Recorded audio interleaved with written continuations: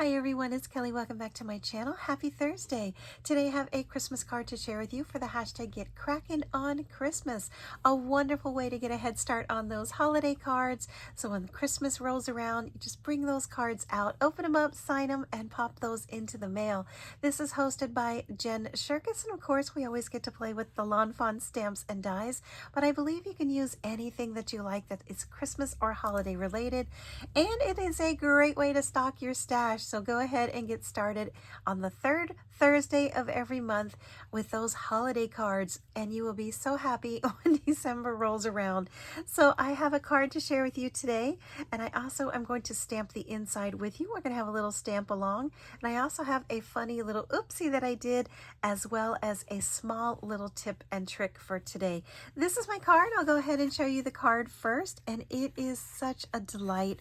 I love the bright, fun colors, and then because it's Earth Day, I did a little bit of recycling with this old watercolor panel that has been sitting in there waiting for someone to use it.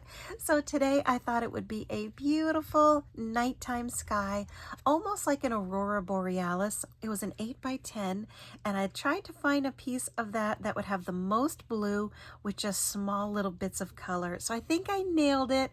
It was such a fun card to make. So I did use Winter Skies, and this of course is from Lawn Fawn. It has the little matching dies to it. I decided to use this little cutie here. Pretty sure it's a polar bear, and I did use just the one because the other two will go on the inside. I love how this turned out. It's bright, it's fun, it's whimsical, and I'll show you also another little no trip. I'll show you a trick that I used, and that is right here behind Santa and the reindeers. Using this matching die, after I stamped and die cut that out, I decided to do a second one with some vellum. So if you take a peek right back here, you'll see a matching little piece of vellum. You've been hanging on my channel for a while. You know how much I love using vellum. I think it gives it some extra character, some extra drama to your cards, and I loved adding it back here. So what I was going for is when you're looking up into the nighttime sky, the moon would probably be right around here somewhere, or maybe up in here, and it casts like that small little glow. So this is actually the little glow. At least that's what I saw in my head. And that's where I was going with this one. So I added a little snowbank down here, and then these trees are also recycled from some watercolor panel, and that was off to the side over here. Since this was so large, I had a small spot that had a big green blob, so I just decided to stamp right down on top of there, die cut it out, and I gave myself these 4 trees, which are super fun. In hindsight, there's 2 things I would change. If I do this card again, and I am planning a second one, I'm going to splatter some white ink so that I'll have a little bit of snow coming down, which is what I did on this one here. Whoops, there goes my nail polish. Good thing it didn't break. Just like this. This is water, but you get the idea of when I did this one for a nighttime sky aurora borealis, it gave it like that little snowy effect. I would have done that here. And then also, I'm realizing there is snow in the snowbanks, but none on the trees. So I would go back on these evergreen trees and add a little bit of snow. So I still might come back and do a couple of little things to fix this. We're going to do the inside now using the same stamp set, and the funny thing is that always check your work before you stamp it, because I literally almost stamped this wrong. So you can see here I'm going to be using this little My Sweet Petunia graph paper, which is a great way to really know where your stamping is going to be. I'm just going to line that up, and it gives you, so you don't waste this little panel of cardstock that you buy and you pay money for, and then take the time to do the die cutting.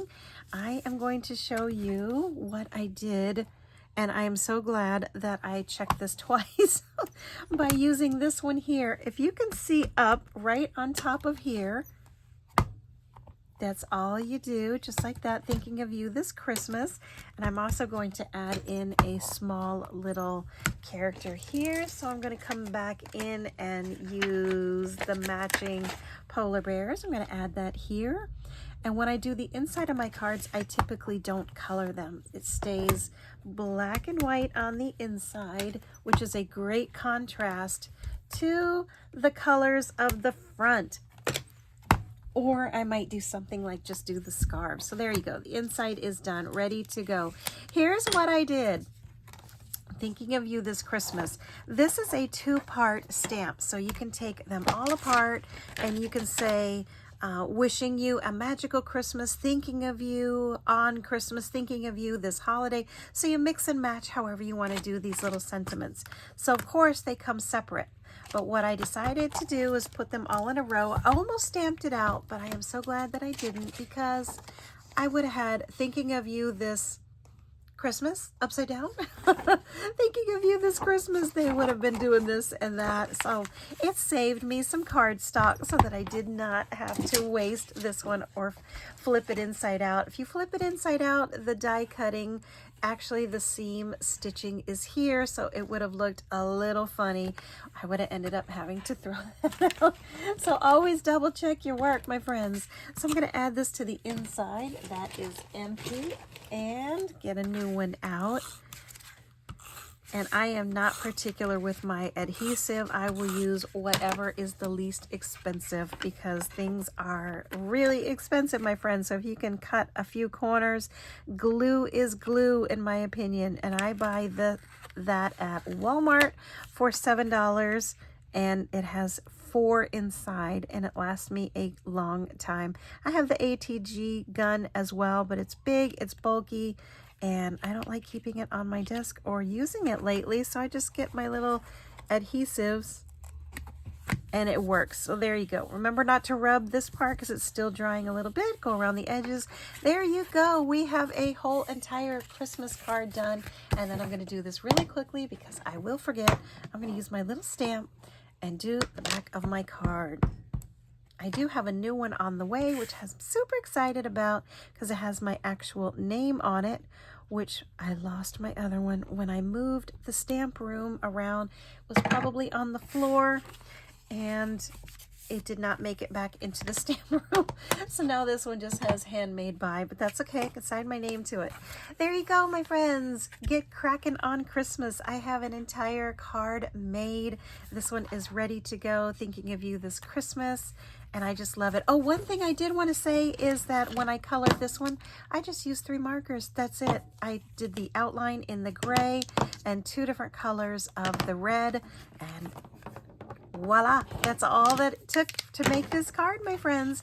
A recycled watercolor panel, my stamps and dies, 3 little markers, some paper, some glue, some dies, and it is ready to go. Now when the holidays roll around, I have one more. I'm going to definitely do this one again, add some snow to it, and see what that looks like. So I will be sure to show that on my channel. We can see the before and the after, the little tiny changes up, and see which one that you might like better. Follow that hashtag, my friends. See what everyone is creating when they are getting cracking on Christmas. Thanks so much for watching. I will see you on my next video. If you like my content, please consider hitting that like button, subscribe with your notifications on. That little bell will let you know when I have a new video up.